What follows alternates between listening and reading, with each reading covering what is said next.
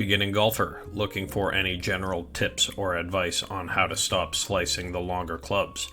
We have the down the line and face on views, but when it comes to ball direction and curvature, this down the line view is best for looking at your path and face angles.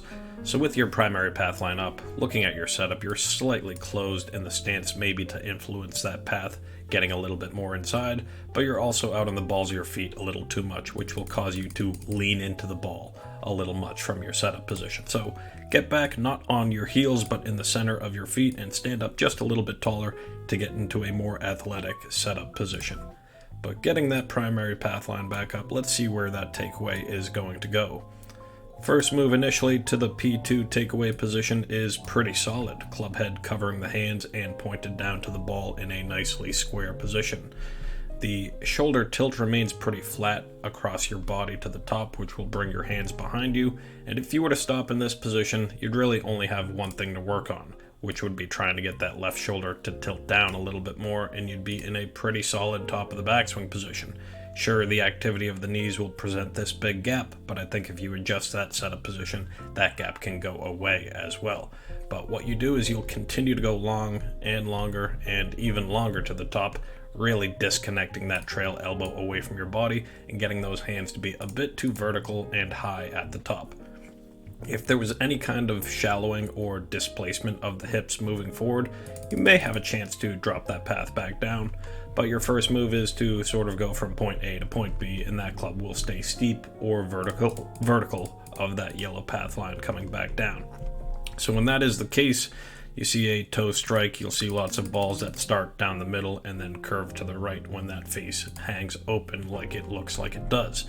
So the suggestion is really to adjust your top position to try to prevent this trail elbow from getting so high and disconnected. Try to retain a little bit more connection here and work that left shoulder tilting down with that left arm across your chest. I think it's better for you to just adjust your top position than try to pull the string or drop that club back down from such a long position that you're in. And we'll see why the shorter backswing will be the recommendation when we get to this face-on view. So I assume different swing, but same club. We'll see that the stance is okay. Back foot is dropped back and flared open. The more you flare this back foot open, the more you're going to turn in the backswing. So to limit your turns, I think it's a good idea to square that back foot, and you'll really come to a more coiled top of the backswing without going so far. So we'll see the grip, we'll see the takeaway. Most of that can be adjusted on your own time, but as you make that first move, again, the takeaway not so bad. Once you get past the P3 position is when you really start tilting and losing your angles, getting very long with that club, and really gaining nothing from that club going as long back as it has. This overhinged position is only going to open up your club face even more than it should, and then you're just going to try to do your best to square this face up with your hands back down to the ball. If you're turning back as much as you are, you really don't have as much clearance of your hips coming through strike, so your hands have to make up a lot of the work, leading to a high, scoopy ball flight that doesn't really make a divot. And the final thing I know you feel is this chicken wing home plate type finish.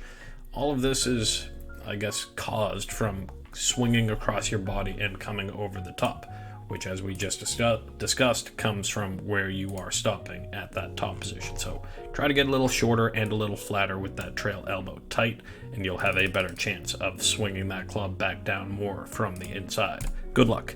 SendASwing.com.